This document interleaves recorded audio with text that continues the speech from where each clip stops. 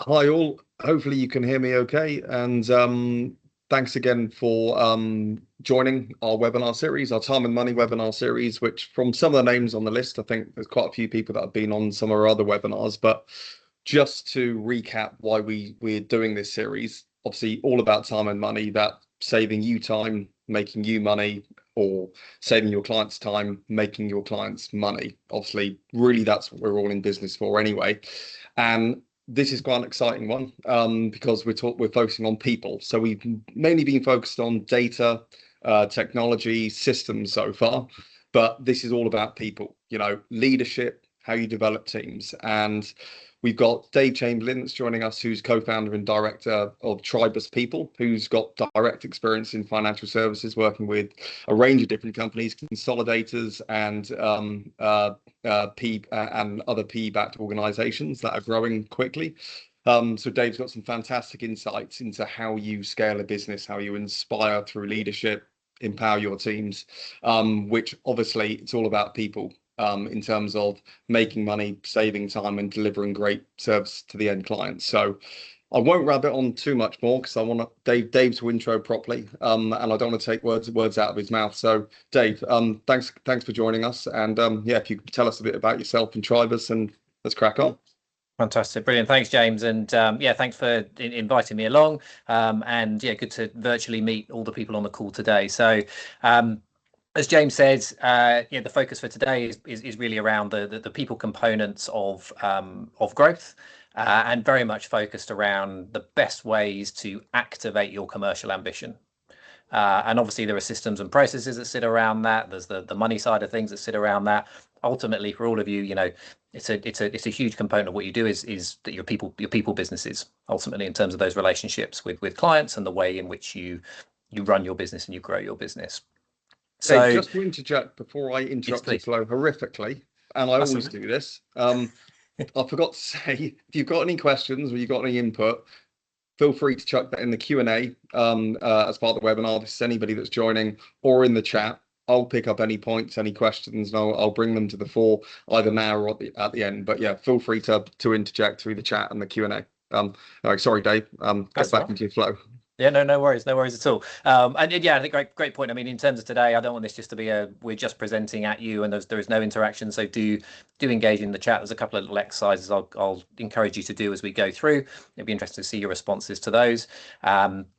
And also James and I will interact as we're going through this. So obviously, as someone who's built a very successful business himself, he'll be very familiar with a lot of the things that we talk about, and we'll be able to, I'm sure, share some positive stories and possibly some war stories as part of that as well.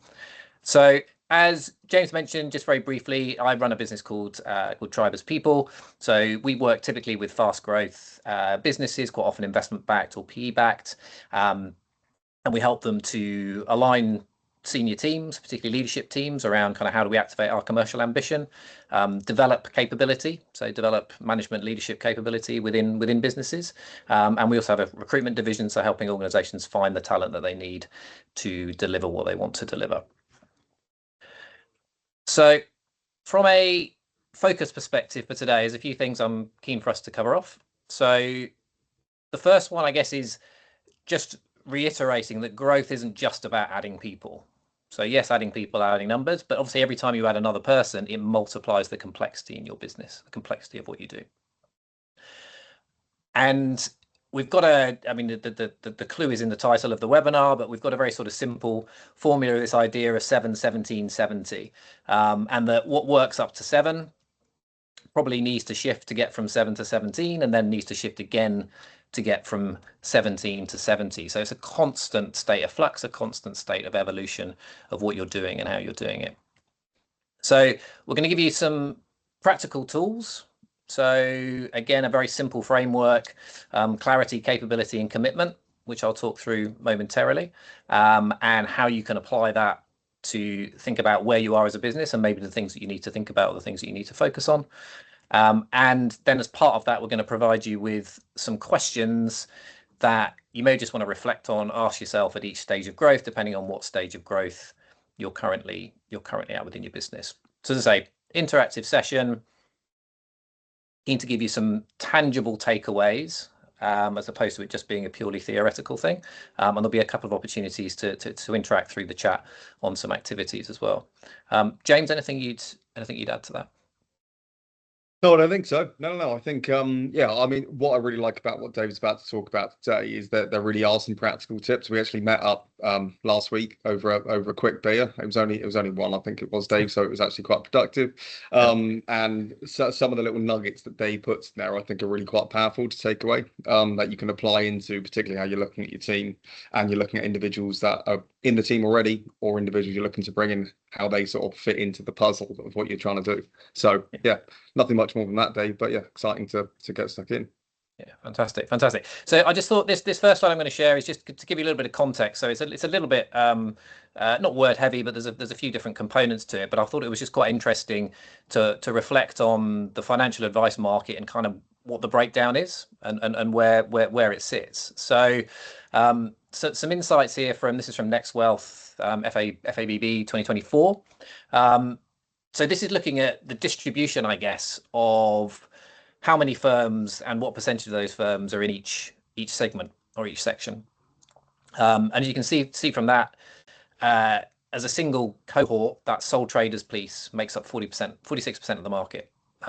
So there may well be some people on the call today who sort of fall as part of that. Interestingly, that between 2 and 10 makes up 53.6%. So a majority of the whole market is that 2 to 10 space. And then we have a relatively small, well, a very small actually number of firms that are in that 10 plus space. James, it might be quite interesting actually to just get your view, because you have a quite unique kind of overview of the market and of this of this space. It struck me when I was looking at this that the degree to which it drops as soon as you go over 10 in terms of number of people in the market. I mean, what do you think? What do you think are the factors that influence that? Yeah, well, yeah, I think the advice market, to be honest, it is unique, and it probably amplifies generally businesses in the UK in terms of that ability to go past, or that desire to go past a certain size in terms of number of people. So, to be honest, the reason I think that is um, it's the regulation. So it's not just sort of operational and human resources type complexity that adds when you grow and you've got more advisors. It's the regulatory, operational and regulatory compliance layer that you bring in, which is quite a heavy cost layer that you then need to bring in once you get past a certain size. Again, I think once you get beyond sort of 5, 10 advisors, suddenly actually you've got to have a really quite a solid regulatory oversight piece in terms of what everybody's doing, you know, your policies, your processes, your procedures, and all of that sort of stuff.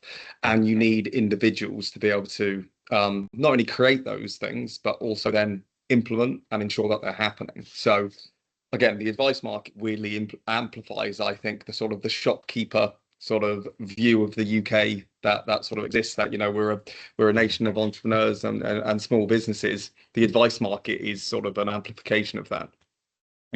Yeah, no, absolutely. And I guess it speaks to that for that sort of first point in terms of the focus for today. The adding people isn't just about numbers, it massively adds to complexity of what you're doing. So I suspect that, you know, just by the law of averages, a majority of people we've got on the call today sort of fit in those first three levels, if you like, sole traders, that 2 to 5, or that 6 to 10. Perhaps some with ambitions to get to 10 plus and operate within that space as well. So I'm going to show you a really simple equation, and this actually comes from the world of sport, sort of high performance sport, and it's quite a simple way of thinking about the things that are getting in the way of growth, and it's called the performance equation. So the equation is performance equals potential. So what's potential my team or my business could deliver, minus the interference. So interference can cover lots and lots of different things. It can be misalignment, it can be communication, it can be conflict, it can be trust, it can be operational components. There's a real broad range. So what it might be quite interesting to do, if people are happy to just pop something in the chat, in terms of the interference that you experience day to day, or the interference perhaps that you can see coming, what are the factors, what are the things that you'd class as interference within your business or within your organization? just pop any thoughts up in the chat or in the Q&A. Well, while people are doing that, and hopefully people speak up, the interesting thing about this, and again, me and Dave spoke about this, is interference. I actually sort of think the interference has a much more negative impact than just a sort of singular minus. I would maybe even put it should be potential divided by interference. So it's sort of again an amplification that, you know, you've got so much potential in a team, potential in a business. The interference has such a negative effect that if you can avoid interference, performance goes up massively. I mean, we've got a couple that are coming on the chat. So the two things that I've got as interference is data mess, which I think is an important one, because that's a topic we've spoken about in the Time and Money webinar. And, you know, advice businesses, financial services generally, data is such a critical thing, yet it is quite messy. And also technology changes and process change, all interferences. Yeah, no, it's interesting. And one of the interesting things about this, I'm going to sort of use the word culture, which sometimes people think of as the soft, fluffy stuff. But the reality is that, you know, culture is a combination of systems, processes, and behavior. So if you've got interference around things like process, like data, they are all things that will directly or indirectly or intentionally or unintentionally, systems and compliance there I see from Holly, thanks Holly, yeah, they're all things that are going to influence and impact the culture of your organization, and therefore the behaviors that you see, and therefore the results that you get. Which I think thanks Chris, he sort of spoken to my point exactly there. Regulation. Any more coming through there, James? Not that I can see, but I think we've got a pretty good coverage there of the interference that do come in. Yeah. Fantastic. So I guess the point being, identifying what the interferences are for your business is really, really important. But also, I guess, acknowledging and admitting, if you like, that one of the biggest roles of a leader of a business or in a business is to manage and remove that interference. So we first have to identify what it is, but then we need to think about, okay, well, what can I do about it? And some of that interference will be immediate, so it's happening right now. Some of that interference will be things that you can predict. So technology change, to a certain extent, we can predict. Regulatory change, we would like to think that there'll be a little bit of a heads up around what that's going to look like. Probably a lot of people on this call may disagree with that, Dave. But to a certain extent. A certain extent. But equally with that, the things that we can't predict, the interference is unpredictability. So how do we deal with that? What systems and processes do we have in place? Or what capabilities do we have within the business to be able to operate in an environment where uncertainty is a core part of what we do? And James, again, I'm sure you've seen this, a lot of this within your businesses. Absolutely, yeah. So think about the performance equation, think about this idea of, you know, the potential of the business. And I think getting clear on that piece is quite important as well. So what is realistically, what's the potential? What do I actually want to do? What do I actually want to achieve? What do we want to achieve as a business? Is that realistic? Work out the relevant interference.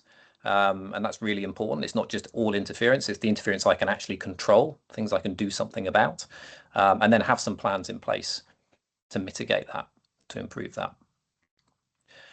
So the other simple framework that I want to share with you. So we've got this idea of 7-17-70 in terms of those stages of growth. We've got this concept of a performance equation and thinking about interference within our business. If we then drill that down into some more specifics and some more actionable things, I'm going to share what we call the 3 C's framework. Okay, so this is a really simple way of thinking about. You can apply this to your business, but it tends to work best if you're thinking about it as either a tool for self-reflection or for assessing the individuals within your current organization. Okay, so the 3 C's, very simple. The first one is clarity. So are people clear on what they are here to do and how that aligns strategically with what we're trying to achieve? Are they clear on their role? Are they clear on their responsibilities? Are they clear on what we're trying to do as a business? The second is capability. The second C is capability. So are people capable of doing their job? Have they got the right skills? Have you got the right people? Have they got the right development pathways if they need to upskill on certain areas? So have you got the right levels of capability? And the third is commitment. So how committed are people to what we're trying to do, to what we're trying to achieve, to their role, to the organization? How committed are they?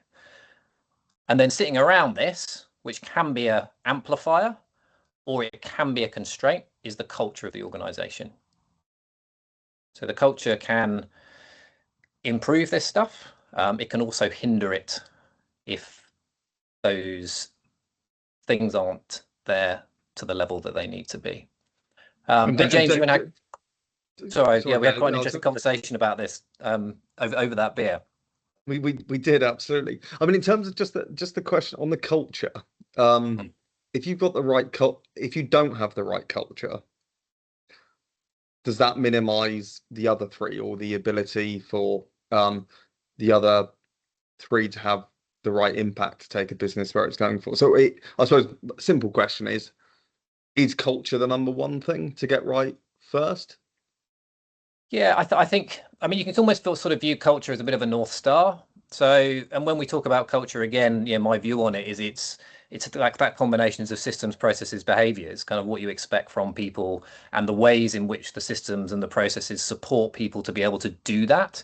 So I think if you've got clarity, if you like, around what the culture is, like, you know, how do we describe working here? What does that look like?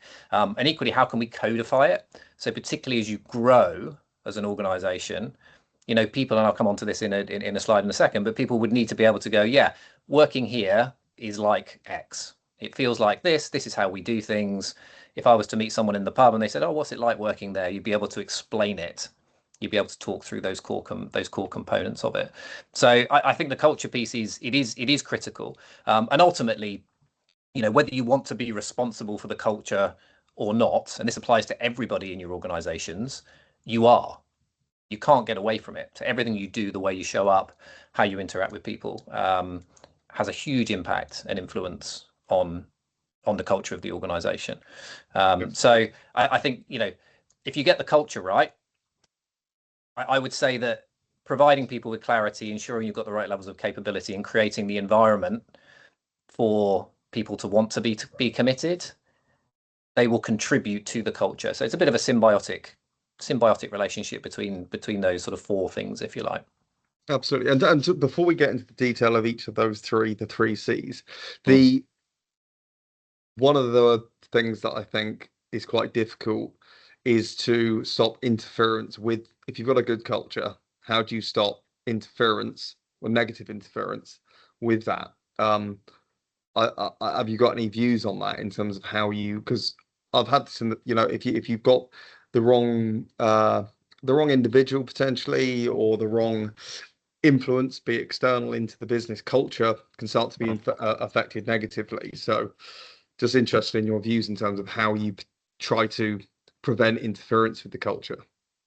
Yeah, I think, again, I guess I'd come back to those sort of three components. So I think you've got the right systems and processes in place that mitigate the interference. But I think the behaviors is the biggest bit. So it's being really clear, and again, codifying what are the behaviors that we want within this organization? What do we expect from people? And not just having those values that sit on a wall, but actually having those as clearly visible in the way that we communicate with each other, in the way that if someone's doing something that isn't aligned to those behaviors and those norms, that is called out in a supportive way. And there's right ways and wrong ways of doing that. It's not about, you know, shouting at people and so on and so forth. But I think making sure that it kind of needs constant care and attention. You can't just leave it and expect it to continue without doing something proactive about it. And I think your point to, you know, one of the challenges is, particularly if you're a smaller firm, if you're 5 people and you've got one person who is not doing those things as a proportion of the organization, that's quite significant.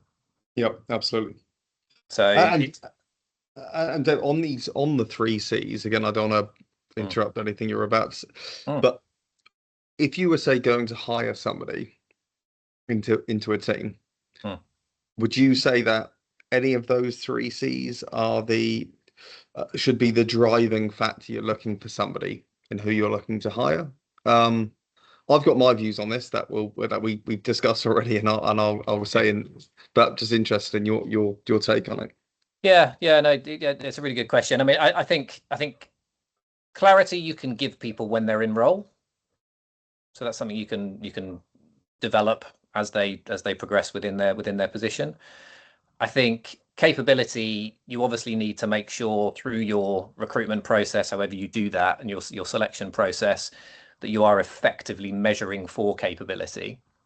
I think the piece, and this is probably what you're referring to, James, is the importance of this commitment bit. And I think there's probably a first stage around commitment, which is just defining what you mean by commitment. Like, what does committed look like in your organization?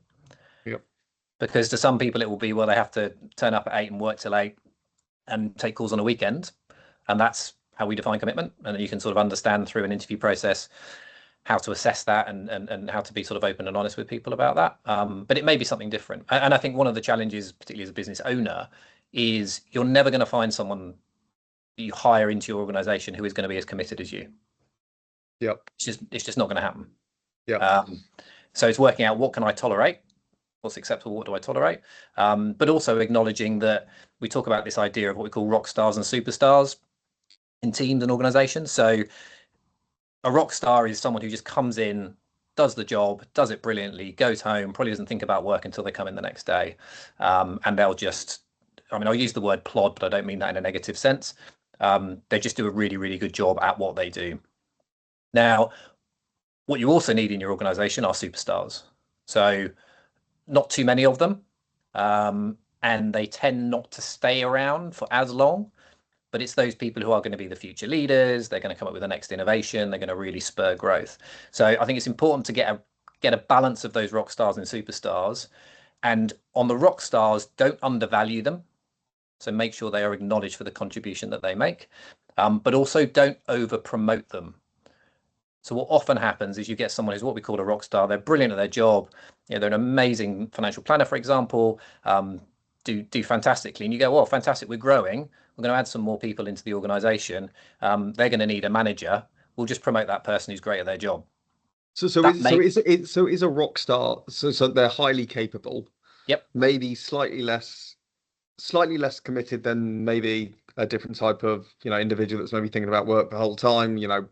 Probably founders and people that are they live and breathe the business. Is that right? So you're highly capable people, but maybe slightly less committed than maybe those other people that maybe you're calling them superstars. Is that right? Yeah, and I guess you could argue they're still committed. They're just committed in a different way. So they will do exactly what you ask them to do, and they'll do a brilliant job at it. But I think particularly, as I say, when you are growing, don't fall into the trap of going, they want to be the next leader of the business. They may do, and that's fine. But there's countless instances where we've worked with organizations where they promote those people into leadership roles and they fail pretty fast. Yeah. Because it's not actually what they want to do, and it's not what they're actually that as good at. So you want to keep them happy, keep them developing, keep them feeling like they're part of the culture, part of the organization. But don't over promote them and don't undervalue them. Yep. Because it's an interesting one when we spoke before in terms of how I and this maybe shows where I generally am more on the sort of the entrepreneurial side type founder side of things rather than the larger company things. Although we now have over 100 staff across the businesses. Is generally I'm always looking for commitment and attitude. I sort of put attitude into the whole commitment side of things. That if you're bringing somebody in that's got they're committed and they've got the right attitude. I've always had the general view that they can become capable in a specific role because of their having the right attitude and the right commitment. So I would personally, I prioritize commitment and attitude over potentially sort of the right skills and potentially the specific capability in a particular role, which is probably a little bit different to other sort of, medium-sized organizations. Which is and then I think the clarity. I mean, I think I like the clarity. Sort of people fall into a clear role for themselves, and I sort of I value the ability for people to be able to fall into the role that actually fits them best, rather than to try to pigeonhole somebody right at the beginning. Which I think is probably very different from how other people do things. Yeah, yeah. I mean, I think if you've got the luxury in a business to be able to do that, and yeah, I mean, I think your point is very valid around commitment and particularly around attitude. I guess it's kind of mindset in a way. Like you need to have because you can also have the most capable person who's got absolute clarity, but they're just a bit of an idiot. Yeah. So they're not. That's going to be a net negative on your business. So you have to think about all three of these things. But I mean, I think in a perfect world, we'd all go out and find those people who've got the right attitude, got the potential, and then find the role for them. If the organization is in a position where it can do that, then brilliant. I think where it's maybe a little bit smaller, or the impact of that would be possibly more significant because there isn't necessarily the financial runway, if you like, to sort of bring them up to speed before they become sort of profitable, revenue generating, for example. Then it may be a bit more tricky. But And does the prioritization of the three C's there, does that change going back to the 1770? Does do the priorities of these things change as you're recruiting and you're looking for the people to join the organization? Is that Yeah, absolutely they do, and I'll come on in the next couple of slides to talk about that in a little bit more detail. I mean, I think before I do that, the one thing I would say is the as you're growing, and particularly if you get some form of investment, the culture will shift. So as I mentioned, we work with a lot of private equity backed businesses, and they get themselves to a certain size based on a certain way of operating, quite often founder led. They then get some kind of investment, or even if they don't get some kind of investment, they're having to gear themselves up for that next phase of growth. And they think that the culture can just stay the same as it always was. But it can't, it does need to evolve. You need to keep the essence of it, but it does need to evolve over time. And again, I mean, James, it'd be quite interesting to get your take on how that's played out within P1. Yeah, absolutely. I mean, we're not institutionally backed our own, so nothing's actually Yeah. really changed for us in terms of sort of structural ownership. So I suppose, to be honest, I think we've luckily managed to maintain that sort of more Mm. sort of entrepreneurial spirit throughout the business, and I'm desperate for that not to change, Yeah. because it's important to me. But the I mean, again, I suppose everything comes down to sort of leadership and culture, but that's why I always just value attitude and commitment above um, having somebody that's really highly capable in the right skills. Because I've experienced it before that I've hired people that are highly capable. They've got awesome CVs that have been in very important roles Mm. that you expect them to come in and change everything significantly, positively. And Mm. actually, my experience to date has been it's actually had more of a sort of a negative effect on the culture and the performance of the business. Mm. So unfortunately, my experience to date is that sometimes having those really highly capable people coming in Mm. um, has actually been a negative interference when I think it was going to be when I thought it was going to be potentially, a positive change. Yeah. Yeah, which I don't think is necessarily everybody's experience, but it's been mine on a couple of occasions. Yeah. Yeah, and I think it's a really good. I think it's a really good watch out. It's a really good watch out. And what I'd encourage you to do. I mean, you can sort of do this as we're on the call now, or do it separately. Is a couple of things. So against those three C's, think about clarity, capability, and commitment. And using a 1 to 5 rating, so 1 is a low score, 5 is a high score. If you think about the people within your business, and you can kind of do this individually. I mean, either sort of jot it down as person 1, 2, 3, 4, 5 if you're in a open plan office, or you can put names by it, whatever you want to do, and just rank those people against those three things. So out of 5, how clear are they? How capable are they? How committed are they? The reality is that if clarity is low, there is a leadership role that you have in giving that to people, providing that to people. Capability, again, there is a leadership role in you developing that capability, or having to take some ownership for the fact maybe we hired someone, but actually, we didn't do the proper recruitment process and we thought the capability was higher than it actually is, or we put them into a different role than the one we interviewed for example. And if commitment is low, that's a tricky one. That's a tricky one. All you can do as a leader and an owner of a business is to create the conditions where people want to feel committed. But again, it links back to this idea that James has rightly highlighted around attitude and mindset and how they approach things. And that's the important bit that I've forgotten from our previous conversation is, I suppose, generally I've always said, if you can find somebody the right attitude that is open to being committed, if the environment's right, the culture's right, people can gain the right skills, and they can fit into, and they can get that strategic alignment and fall into a very clear role for themselves. So I suppose it's the commitment. I think that's the hardest thing. The commitment, the attitude is the hardest thing to create in somebody, whereas the capability and the clarity, I think, is the things that are easier to create in people if they've got the right attitude. Probably.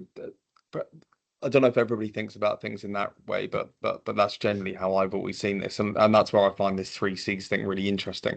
The other thing, I think, the 3Cs thing, I did find it really beneficial. Firstly, rating yourself on the 3Cs, as you said, that sort of self-reflection bit, but then looking at all of the team, and I found all of our team, if I thought about anybody, actually, I could rate them in the 3 areas very quickly, in terms of where I thought they were, and I would always hope that everybody in the team has got, is up at a 4 or 5 on the commitment, and the capability and clarity. Actually, that those are the things that we can jump them up a level from, a 3 to a 4 to a 5 over time, in capability and clarity. So, if you can get somebody with all 4s or all 5s, that things are going pretty well. But you need the commitment there. Yeah, absolutely. And commitment's the hardest to develop or create. Capability and clarity, you can do those relatively easily. We do sort of anecdotally that within Tribus as an organization, we have a little thing. If we're going to bring someone into the organization, we have a little test of a theoretical exercise. If I was to take them to an event, so we're based in Exeter, so if there's an event in Bristol, would I be comfortable getting to that event and just letting them go off and chat to whoever, represent the brand, represent the organization? If the answer is yes, then brilliant. If the answer is no, then they're probably not the right person. And then the kind of litmus test against that is, or alongside that is, we're in Exeter, it takes about an hour and a half to drive to Bristol. Would I be happy sat in a car with that person for an hour and a half each way, having a conversation with them? So that speaks, I think, a little bit, James, to your kind of commitment attitude, the way that you think about that and frame it. Yeah, absolutely. Yeah. So I'd encourage you to do that as a little bit of an exercise. Think about it for yourself, as James said, 100%. And maybe think about it. I guess there's 2 lenses through which you can think about it for yourself. One is you as a business owner or leader. The other is you as an advisor. So is there a difference between those things? Yep. Is there a difference between those things? So we've talked about the performance equation, talked about interference, we've talked about the 3Cs. So if we sort of bring those together and we put them into the framing of up to 7 employees and then that sort of 7 to 17 employees, what are the things that we need to be thinking about? So I've got a couple of tables here for you. So the first one, up to 7, and I'm sure this will apply to a number of people here. So from a clarity perspective, what tends to happen is roles will start to blur a little bit. So you need to be really explicit and really clear on defining who owns what. Think about your first processes. Are they documented? Are you articulating the vision, the values, what you're trying to do, where you're trying to get to? So do people have that organizational clarity? And a question you may want to ask, can each person describe what success in their role looks like this week? So it doesn't have to be that question, but just to give you a bit of a flavor. From a capability perspective, you will tend to be pretty founder dependent, which is not necessarily a bad thing. At the same time, make sure you're investing in some basic tools. You're thinking about how to develop team capability so you can scale effectively. And asking yourself the question, are we relying on me, as if you are the founder on this call now, are we relying too heavily on the founder for delivery? Which are the bits that I maybe need to let go? And then from a commitment perspective, which links into sort of culture, the energy is high, but it tends to be quite informal. So you don't want to lose the essence of what you're about. But again, articulating that vision, articulating that culture, articulating the values and the behaviours that you want to see before growth starts to dilute them. I think this speaks a little bit, James, to one of your earlier points. There is a risk that as you grow, it sort of becomes, if it's not a little bit codified, that you lose the essence of it. And to that question there, are our values, are our culture, are the behaviours we expect clear enough that new hires get it very quickly? And I mean, James, I certainly get the sense within your organisations that people would be able to do that pretty fast. Well, I'd hope so. And to be honest, it's whether you can articulate it or you can just feel it. And I think you know when somebody's got the culture right when you go into their office or you speak to their people, and you can sort of feel it. You don't need to have it written down and told to you. You can just feel that there's this sort of cohesion towards an end goal that's there. It's just sort of palpable. I think that's when you've hit sort of the golden sort of nugget of sort of commitment and that culture, because you can just feel it. It just comes off of everybody. Yeah, definitely. And you can often see it in quite small behaviours as well sometimes. So I mean, I've got a client I went to see quite recently up in Oxford, and we were walking from the car park into her office. So not in there, it was sort of a shared open space, kind of like a business park. And outside the front of their office, someone had put an empty Coke can, and we were walking along, and she just stopped what we were talking about, bent down, picked up the Coke can, put it in the bin, and walked into the office. So she didn't have to do it, but she was like, "That's the right thing to do in this instance." So you can see it through those small behaviours, and maybe it's something in your office about doing the washing up or taking out the bins, or it's those little things that all add up and make quite a significant difference. Yeah, it's just caring, right? Yeah. I think that's the overarching thing. Yeah, absolutely. Yeah, it's having care and doing things consistently, doing those things consistently. So some ideas there for you, that up to 7 stage, and for the next stage, from a 7 to 17 perspective, it shifts a little bit. So when we're thinking about clarity, it's often about ownership gaps. So what gets delegated, who does what? As a founder, you may need to step back a little bit, but you probably want to still feel like you've got a sense of control. Okay, and this speaks, I guess, to delegation in many respects. And what I would challenge you to do, if we think back to that 3 C's exercise, if you're finding that delegation piece difficult, if you're rating your teams and they're all 4s and 5s, they're clear, they're capable, they're committed, there probably isn't really any logical reason why you can't delegate more to them. But within that delegation, you have to be very clear around what that looks like. So from a question point of view, do we have clear ownership for key decisions? Do we have clear ownership for key outcomes? So who owns what? Ultimately, who owns that, and what involvement do they need to have? From a capability point of view, it's really about future readiness. So have we got performance development in place? Have we got reviews? Are we developing the people we need for the roles we'll need in 12 months, not just for today? And that piece is really, really critical. And quite often what people do is they will hire reactively, or they will upskill people reactively. And that can be exhausting. It puts you behind the ball in terms of your growth journey, and against your competition as well. So really be thinking, not what do we need right now, but if we're on a growth journey in particular, well, there's going to be some big form of technological change, regulatory change, financial change. What are the skills we're going to need in 12 months' time? And start thinking about either bringing those into your organization or developing those capabilities internally. And then finally, from a commitment perspective, we quite often see this cultural drift. So again, this speaks to a couple of the points we've already covered off, but like what you tolerate becomes your culture. What you tolerate becomes your culture. So that calling things out, being very clear on the behaviors we want to see.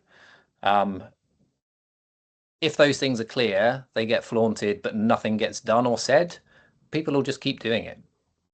So is our culture visible in behavior, not just the words on the wall? So I'm not saying don't do the words on the wall. If you've done the words on the wall, that's great. But how do you actually operationalize those things? So the values are great, but it's the behaviors that sit underneath them that are critical. And then leading on from that is how you enforce those behaviors and how those behaviors actually show up and how you measure them, which speaks a little bit to that performance development piece as well. Are those things part of your performance development process? James, anything you'd add to that? No, I mean, again, I think it's just that cultural drift piece. I think is quite an important one, as you say. I think it's the drift from that sort of the initial sort of inspiration for the creation of the business within that more sort of founder stage, and maintaining that sort of strategic sort of alignment in the team does become more difficult as you get bigger. So I think that's a really important element to watch and to ensure that you don't get that drift. I mean, it can drift, but as long as it's drifting in the way you want it to drift. Yeah, definitely. And also, I mean, I think there's an acknowledgement, particularly as you go sort of 15 plus, where you've got multiple teams within your organization.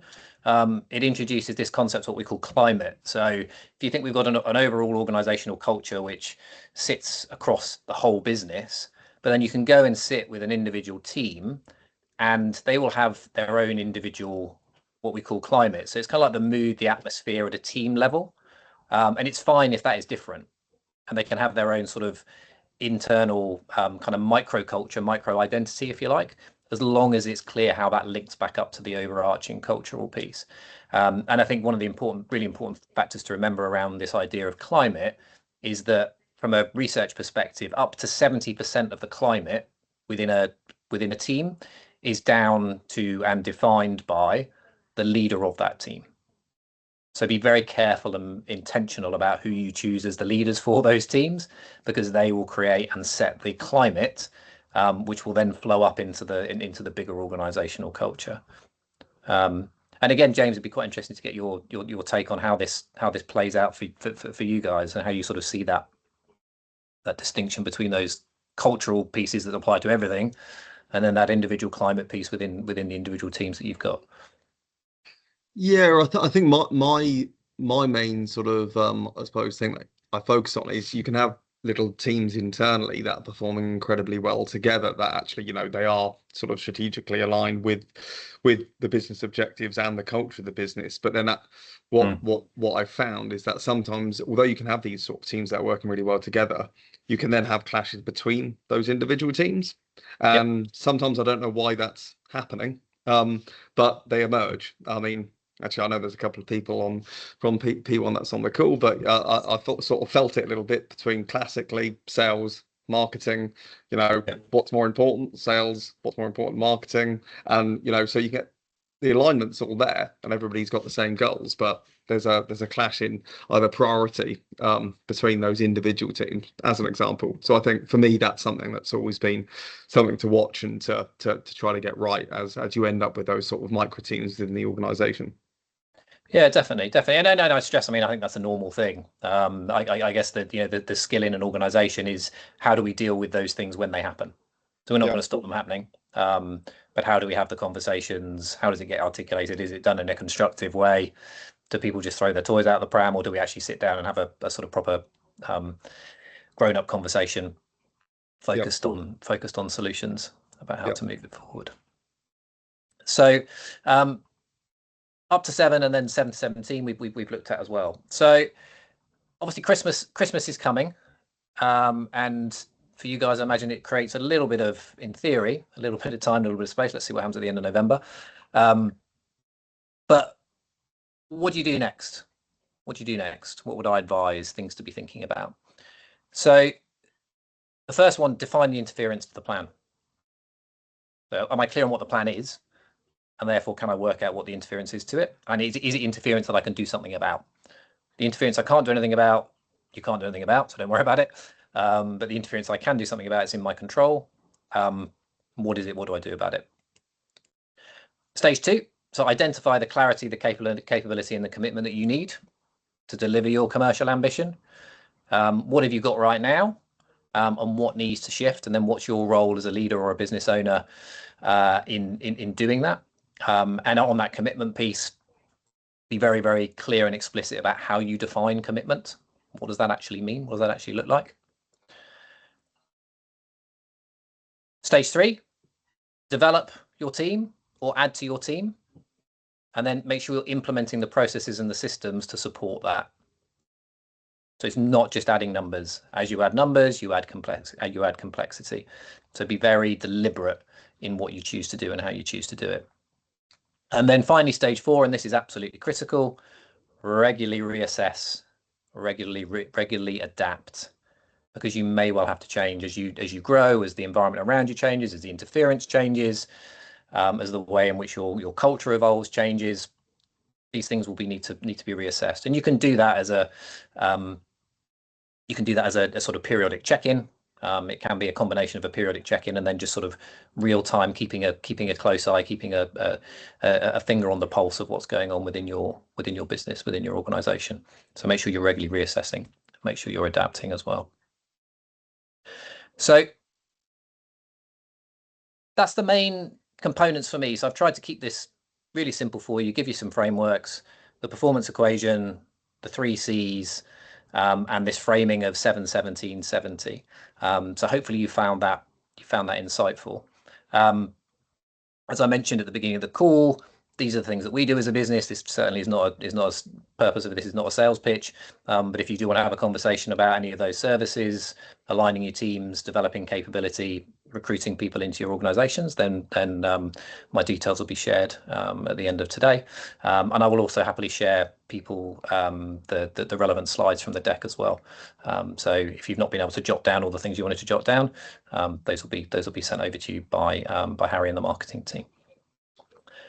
So that's it from my perspective. James, what would you like to add or wrap things up around? Well, I mean, without doing too much for a sort of a sales pitch for Dave or Tribus, but if anybody is going through sort of those sort of struggles in terms of how when they're growing and getting the right people and how you build that team and how you're making sure everybody's working cohesively, Dave does know what he's talking about, and well worth having a chat with if you do have those sort of struggles or assistance that you require. I mean, for me, the main thing that I really like, the 3 C's and looking at your team as a bit of an assessment piece. I really like that in terms of a practical implementation of what Dave's been talking about today, because it's, if anything, it can identify where maybe actually, if you've got somebody and you're trying to think and you go, actually, twice, they're probably 2s across the piece or they're 1s across the piece or whatever. Actually, either there's got to be something done there to, bring them into the fold, give them some attention and training to try to bring them up to how you would maybe rank other people in similar roles. That's what I found as sort of a really simple, quick, easy, practical, mental thing that you can do, and try to identify things that you can do to improve the team or hire the right people. So yeah, so I mean, unless there's any other questions, obviously feel free to chuck them into the chat in this sort of wrap up piece here. Yeah, I think that's pretty much us for today. I hope everybody's found it very useful. Like I said, feel free to reach out to Dave and Tribus if you want to have a chat about any of these things. Yeah, Dave, I mean, first, thanks for putting the time into putting this together and having the beer with me last week to chat things through, and yeah, and the time this afternoon. And thanks everybody for coming on and yeah, in spending 50 minutes with us. And hopefully you found it useful. But that's it. So yeah, enjoy your afternoon, and thanks again, Dave. Great. Thanks very much. Thanks everybody. Cheers, guys. Thanks.